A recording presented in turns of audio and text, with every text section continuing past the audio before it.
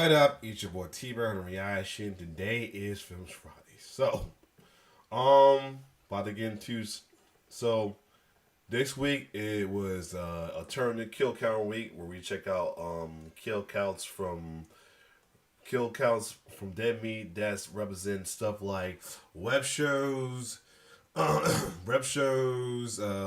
films, video games, etc. as well too. This was something that Dead Meat's doing for a good minute at the moment, mainly during the writer strikes, and our respect of the writer strike for films as well too. So that being said, we are down to the wire of. Let me get up to it though. We are like down to the wire of 1, 2, 4, like 6, totally 7 though. Although one is sitting now because it was because out of the loser pool, and that is Silver Screen though. So that being said, the pairs were 2 Million Cooks and Mortal Kombat X, Dylan Nightmare and Crypt TV, as well as Never Hike Alone and Lash and the guy who didn't like musical, which was the kill count that was saved, and Jimmy Cooks was the runner up. So what the majority, I don't know why I did like that. Anyway, with majority of it though, okay, I got it. Let's try it again. Ooh boy, sorry about this. Anyway, majority right now, Never Hike Alone and the guy who didn't like musical is the winning kill count pair. Although it is no loser one, as all will be returning, including the Silver Scream. Now, as far as between the two pairs with a landslide victory out of the two winning pairs, Never Hike Alone will be today's kill count. So Never Hike Alone 2 is actually the third installment of the Never Hike Alone Friday the 13th fan film as well too. As the first one was Never Hike Alone 1, and the second one was actually Never Hike in the Snow. So that's why, if you're wondering, this is actually a third installment, not the exact sequel, unless it's considered the direct sequel to Never Hike Alone. Who knows? Either way, Never Hike Alone 2 is the third movie, but Never Hike Snow was the second out of it as well too. So that being said, we're gonna check out like the kill count for Never Hike Alone 2, which is a fan film of Friday the 13th, which stars the return. If I can bring it up, if I can bring up one of the stars from the original Friday the 13th movie. Tom Matthews played the old school Tommy Jarvis as well too. I heard it, and I think another person is making from there is making a appearance. I'm not sure, but mainly this is a return of Tom Jarvis, who made his return on Never Hike in the Snow. So anyway, without further ado, let's check out the kill count for the web fan film Never Hike Alone 2. Let's get it.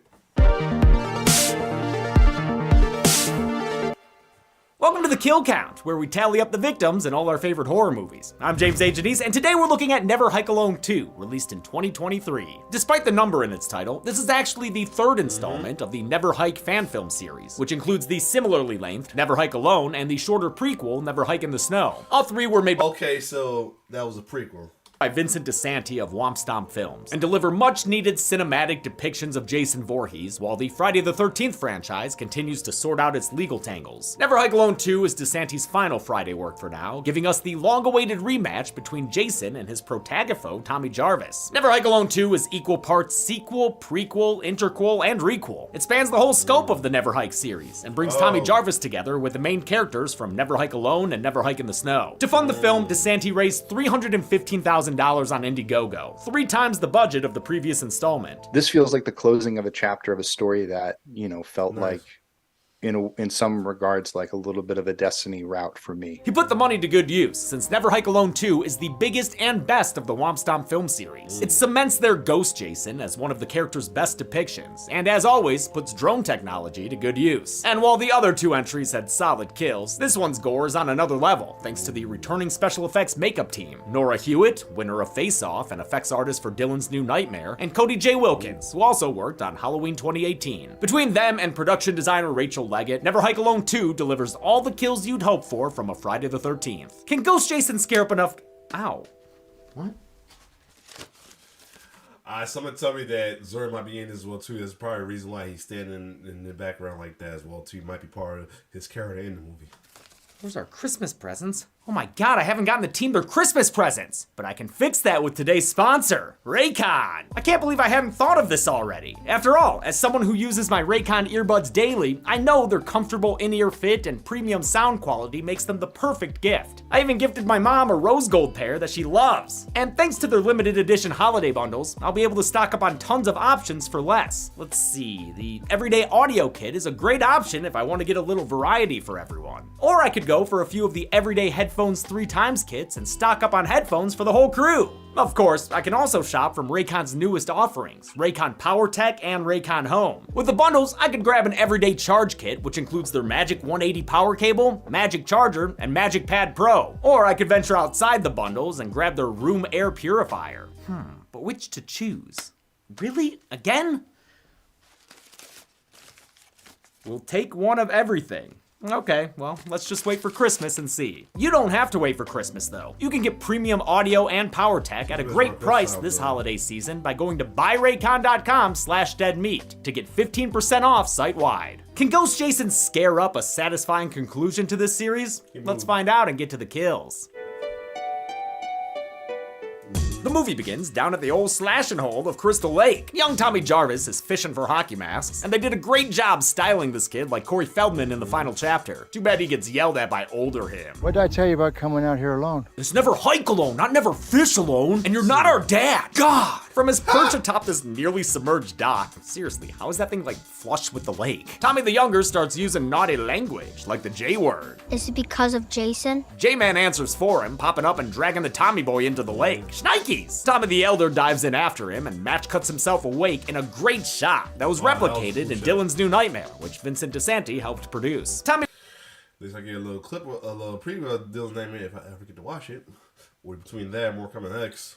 He wakes up in what might as well be a holiday basket, because it's full of Easter eggs. His bulletin board is littered with franchise references, including homemade kill counts and a suggestion that Roy Burns, the Jason imposter from Friday 5, was under the spell of a curse. Ooh! One article mentions his mom Tracy Jarvis, who was killed off screen in the final chapter, and another asks what really happened in New York City in 1989. I'll tell you what happened. A goddamn garbage-ass movie is what happened. Tommy can live with the nightmares, but he won't stand for Jason wetting his bedroom. Oh, wait, I guess he will stand for that. He faces down Ghost Jason, looks him in his eye holes, and sweetly whispers, "Title card." Tommy Jarvis is once again reprised by Tom Matthews, who played the role in Friday 6, Jason Lives. In the time since Never Hike in the Snow, Matthews has helped Friday dreams come true for other fan filmmakers. I've paid it forward myself and was executive producer on one to help out of my own money. Because I applaud the effort. In addition to producing My Special Boy, he also reprised the role in Zoran's Social Mediasicus 2 and Friday the 13th Vengeance 2 Bloodlines. Leave my girls alone! Tommy copes with his bad dream by driving up to Camp Crystal Lake with a gun and a cooler full of opening credits. He clears cabins like he were a summer camp cleaning service and makes sure the dock hasn't slipped into the lake yet. Good, still only mostly submerged. Now he can shoot at some water and call it a day. Bang bang! Just as he's about to go buy more tape for his conspiracy board, Tommy's oldest non-immortal enemy shows up. What did I tell you about coming up here, Jarvis? Sheriff Rick Colon is again played by Vincent Guastafaro, also reprising his role from the 6th Friday film. Wherever the red dot goes, you bang. All these years later, he's still yelling at Tommy. It says to stay the fuck out. Wow, he sounded exactly like a G.I. Joe there. Get the fuck out of here, you stupid idiot! Cologne is tired of the hockey mask horseshit and tells Tommy to leave. He does so with maturity and grace. Neither of them realize they're already being watched by the deadliest creature of all, a vlogger. I love how the camera HUD fades into view as we re-meet Kyle MacLeod. Wilderness finds are really expensive, so Avoid them all costs. Pun intended. Kyle was the main character in the first Never Hike Alone, which means we're currently in prequel territory. Watch out for pod races, y'all! As Kyle sets off to live out the first film, Dr. Diana Hill grieves her missing son, Mark. We met these two in Never Hike in the Snow, the prequel to this prequel sequel. Mark Hill kicked off that short by eating Jason's axe, and we last saw Diana mourning her son's Photoshop skills. EM Tommy is surprised to see Dr. Hill back at work so soon, but not everyone processes things by jogging in the woods with a shotgun, dude. Also back to work are ill-fated medics Denny and Axel, who's working on being better than his aerobics-ogling coroner namesake. You're gonna do just fine, doll. Please don't call me that. Sorry, I'm working on it. Too bad we know he'll relapse in the future when we catch up to the end of Never Hike Alone. Look at the beard on that vagina. Back in the woods, outdoorsy lovebirds Jamie and Gino are having some intense grab ass when something busts. What's that? Don't worry, Jamie. It ain't Gino. And it ain't Jason yet either. It's a very injured Kyle MacLeod. Can someone please tell him where he is? Forrest. God damn it, Gino. Kyle's injury indicates this scene takes place after he was stabbed in the book in Never Hike Alone, but he's still alive enough to tell Gino to run and provide a demonstration. See, Gino, that's how you help someone. Before Gino can head east to the tent and deliver his gal a deep dish sausage, Ghost Jason polishes off the big spoon with his machete. Little spoon Jamie only gets a scream in before the cut, but unless she comes back and never fuck alone, consider her donut dunked. Great editing joke there, which reminds me of the humor in Friday 6. I got a kick out of seeing these two in this fan film since I'm a fan of their work. Gino's played by Adam Michaels of Adam's Art Box, who's at horror conventions all the time. He's acting against his real-life wife, Kali Malia, who often helps him at his booth. They're very friendly. Go say hi. Back at the hospital, Dr. Hill is barely keeping it together, mistaking Axel for her dead son. See, Mom? I knew you nailed this. Don't worry, lady. It's just Axel and his silly face. She steps outside for fresh air and chats with the hospital's other visibly haunted employee. Hey, that's cool, as long as they don't go messing with kill count numbers. My son is still alive. Wait, what? He ate an axe. I know my son is dead. Lady, make up your mind! This is actually a really nice scene for the character, as she struggles with the state's classification of her Schrodinger son. Before Tommy can commiserate with his own Crystal Lake trauma, they receive an emergency call. Ranger service reported an injured hiker way out on Cunningham Road. Cunningham Road is obviously a reference to Sean S. Cunningham, who directed the original Friday the 13th. Wonder if that road intersects with Victor Miller's Crossing. Tommy hangs a left on Trivia Avenue and finds Ranger Jackson waiting with the injured Kyle. She hands him over and tries to get on her way, but Jason pulls a Michael Myers and pops up in the back seat to kill her with an arrow through the throat, just like his ghost mama taught him. The Ranger bleeds to death before honking on heaven's door. Tommy thinks he hears murder noises, but ignores them, and while his back is turned, Jason rolls the Ranger's vehicle away? What? Maybe he's just trying to match the continuity of Never Hike Alone 1. We're finally caught up to its final scene, and those lights weren't in the background back then. He should have done it a shot or two earlier, though. We now get a mini remake of the original scene, complete with the same dialogue. What the hell is going on back here? Only this time, Tommy's more angry. What the hell is going on back here? The other big difference is the sound of Jason's footsteps. He's no longer a fucking J-Rex. Tommy's ready to burn rubber, but there's a zombie goalie anxious to see him. Jason drags Tommy out for a proper reunion, and when Axel tries to see what's going on, he gets axled in the chest. Not sure if I should double count this kill, since I already counted him in Never Hike Alone, but fuck it. They went through the trouble of reshooting it, so the least I can do is recount it. Same logic applies for the other paramedic, Denny, who gets a slightly more graphic end than her prequel predecessor. She still dies by sound effect, but this time it's crisper than a toasted grissini. We also see the aftermath of it. Tommy comes to the rescue with one more repeated line. Remember me, asshole? Then he drives off into daylight, springing forward into the same lighting of the first film's final shot. Jason tries to be a persistent little bugger, but he's no match for the power of the locomotive. Tommy's ambulance reaches its final destination, terrifying Dr. Hill while she's listening to her dead son's voicemails. Wait, does her phone say Friday the 14th? Jason, it's not even a work day, dude. Get back to your shack. Tommy doesn't apologize for almost pet cemeterying the doc. He just yells obvious shit at her. Make sure he lives! Yeah, like that's kind of her whole job, dude. Sheriff Cologne has a dream about a bunch of missing Indiegogo backers and his deceased deputy Alan Mabry, who got golden chainsawed in Never Hike in the Snow. Mabry's played in both appearances by Brian Forrest, who also portrays Ghost Jason whenever it isn't DeSanti under the mask. Also, since some of the medical center scenes were filmed at a fully functioning hospital in Lake Arrowhead, Forrest was able to provide some unusual charity. He's walking through like it's like a Make-A-Wish Foundation reincarnation as Jason, like visiting people in their hospital room. Yeah, Colone's dream turns into a nightmare about Tommy Jarvis stealing his catchphrase.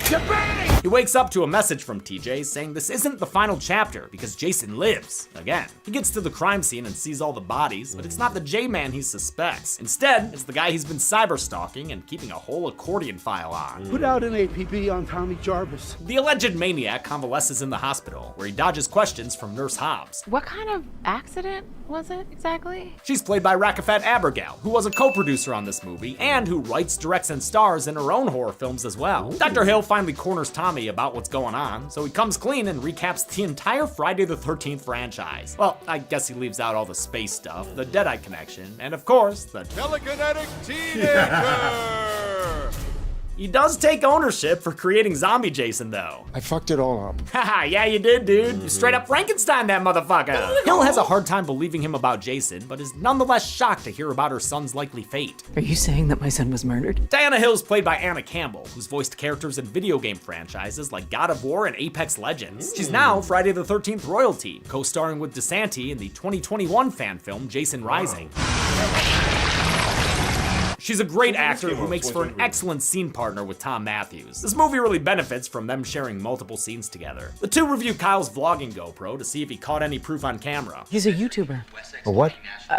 It's an internet thing. Hey, it's a living, okay? They find footage of Kyle disturbing Pamela Voorhees' beauty sleep, which we saw happen in the original Never Hike Alone. That revelation forces Tommy to interrupt the latest figment of Kyle's imagination. Tell me what you see. A severed head? Yeah, looks like demonetization to me. Kyle says he can't remember where he saw the head, so Tommy tells him to pack his still bloody bags for a Camp Crystal Lake field trip. The authorities are already looking for Tommy, so despite their best efforts, they're caught on their way out of the hospital. Prison cycle! Jesus. Kyle tries to tell them all the true meaning of Friday the 13th, but they refuse to listen until the power goes out, the lighting gets stylized, and Jason himself walks in. He's carrying the severed head of a cop named Deputy Boltman, proving to the rest of the police that he's the real deal. Holy shit. Deputy Boltman was seen earlier, and he's played by Douglas Tate, who briefly portrayed Jason himself in the final shot of Freddy vs. Jason, where he leaves the lake holding Freddy's head. In fact, his death here is a direct reference to that shot. Tate also stunt-doubled Michael Myers in Halloween Kills, transformed into a werewolf in Annabelle Comes Home, and is the Jack Link's official Sasquatch.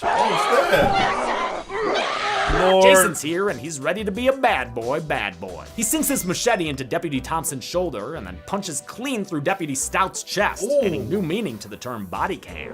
Tommy tells everyone to run, but this is the coolest shit Cologne's ever seen. He watches as Jason disembowels Nurse Hobbs, giving us this sick sickle shot. Huh, she's just kind of leaning on the J-Man there. Well, he was good to his mother. Makes sense he'd be supportive. Cologne doesn't get his ass in gear until he gets some encouragement from Tommy. Come on, you fucking idiot! By then, Jason has thrown his Leslie Vernon special into security guard Justin's back. The others, I guess, abandon him there, so I'm just assuming he dies. Womp womp. Stomp stomp. Films. They flee to the parking lot and discover Jason's latest power. He can strip car batteries with the speed of a NASCAR pit crew. There's a spare in the ambulance, but it's parked too far away, at least until Cologne attempts to throw Jason off their scent. Suck lead, fuckhead! For the first time ever, someone uses dualies against Jason, and it's exactly as useless as you'd think it would be. Jason chucks his axe at Cologne like it were a Ralph Lauren polo, and not even that can stop Cologne's obsession with his catchphrase. You bang! Jason's never been a catchphrase fan though, so he overpowers Cologne and squishes his head into cool red water, sending this hombre to eternity. For real though, that was a dope kill.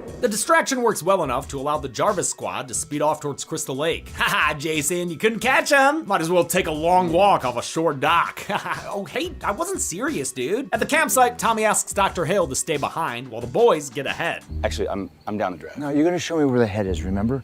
Shit. Kyle MacLeod is once again played by Drew Leahy, whose fandom fame got him a role in another Friday adjacent project, 13 Fanboy. Sorry, I didn't mean to go all fanboy on you. 13 Fanboy also features Vincent DeSanti, and you know, some other guy too. Kyle and Tommy search the cabins for Pam's head, which gets Jason's mommy senses tingling, so he fast travels out of the lake to his watery bachelor pad.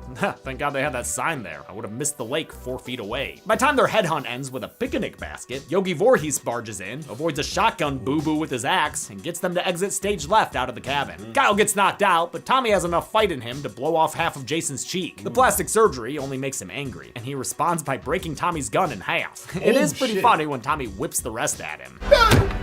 Jason strong! Jarvis makes a break for the archery range, not knowing that Jason's been practicing in the off-season. You should have watched Never Hike in the Snow. Jason pins Tommy down with 2 arrows and is about to Hanzo Shimada his ass when Dr. Hill comes in to give him a splitting headache, in the exact same way Chris Higgins did back in Friday 3. Hill thinks Jason is dead, but Tommy's been in enough of these movies to know he's just extra pissed now. Luckily, Kyle's awoken from his XYZs and has a WMD. You looking for this? A weapon of motherly destruction, but why it look like monkey? Jason takes the bait and Kyle leads him to the beach where Pamela simply cannot stop losing her head. Tommy tells Kyle he can end all of this by destroying the mummified mommy melon, so when Jason emerges from his watery break room, Kyle lets him do the honors himself. Mamma mia! His mother's head falls apart in his hands, exposing her, uncooked ramen brains. Then Pam's poltergeist appears to help cross Jason over to a peaceful afterlife. Now come on, now come on.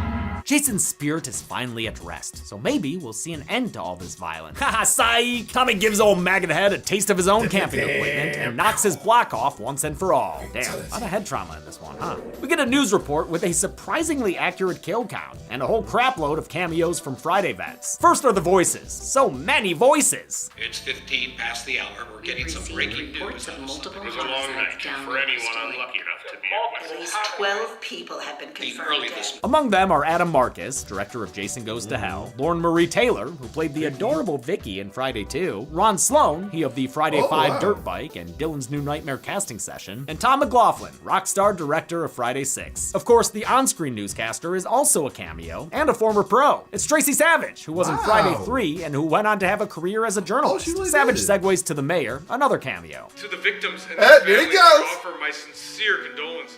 That's Larry Zerner, who played Shelley in Friday Part 3, the man responsible for Jason's hockey mask. Zerner has since become an attorney and translates legal updates on the franchise rights for fans. Of course, we've got to talk about the biggest cameo of them all here. Right behind the mayor is our very own Zoran Gavoyich as FBI agent number 1. That's why he's just staying there. The less Zorny FBI agents clean up the crime scene. Dr. Hill finds closure with her son's death, and Kyle gives Tommy his GoPro, complete with all the evidence he'll ever need to prove Jason was real. Thanks, but that's behind me now. Wait, what? No, hey, that's still a perfectly good GoPro, dude! You could have just wiped the SD card. Even though they just met, surviving Jason makes you huggin' bros. And Tommy finally makes peace with his childhood bowl cut. But far beneath the waters of Crystal Lake, perhaps Jason lives again. Or maybe just finds something mildly funny. The movie ends, but mid-credits, we get a vlog from Hikerman 5000, a fan whom Kyle shouted out just before he learned to never hike alone. So let me catch any of you noobs out here. That's right. Looking at you, Hikerman 5000. Since Kyle has quit the YouTube grind, Hikerman Ryan is planning on picking up where he left off. Ryan out! I'll count you later, Hikerman 5000. But for now, let's get to some other numbers. Jesus! How long have you been standing there? The whole time. Yup. You're very quiet.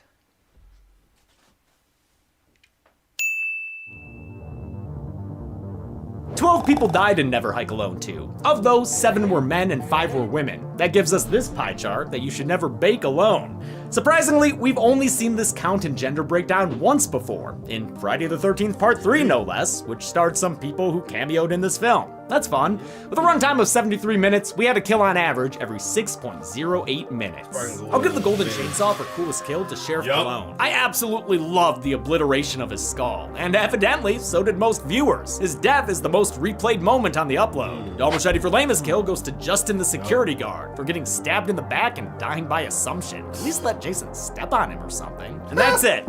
Never Hike Alone 2 came out earlier this year, and after 7 years with the series, Vincent DeSanti has no further plans to return to Crystal Lake. But maybe, since the legal rights seem to have finally been worked out, we can get Jason on the big screen again at some point during my lifetime. Either way, until next time, I'm James A. Janice.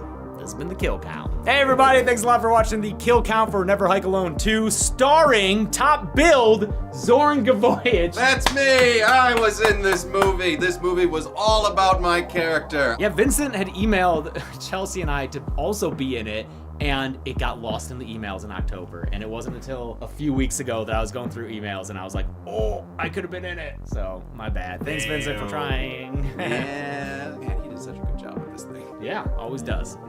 I want to thank some patrons like Kevin Smart, Kevin Script, Christopher Bueno, Kate Ekman, Twasn't But a Scratch, Alan Kramer, Clown.likes.rob.zombie, Kenji, Tobias Foster, and the little ferret pal going to court Lawyerdale. What are you guys doing with these names? Oh, that one's legit. Okay, cool. There you have it, though. Never Hike Alone 2. So, I guess next week I'm going to have to debate on this one. Because World 2, got to figure out what's going on this weekend as World 2. But I am trying to remember if that song should that be poll week or a free week as well too. If it's free week, I gotta change. It will be a poll to either do finish up either the what is it, a Hostile and Collection as well too. Do the new kill count or get started on the Hannibal. Who knows? I will figure that out. Other than that though, Cool kill count as well too. So if you like my reaction, like, share, subscribe to my YouTube channel. It's your boy T-Bird signing off. One love.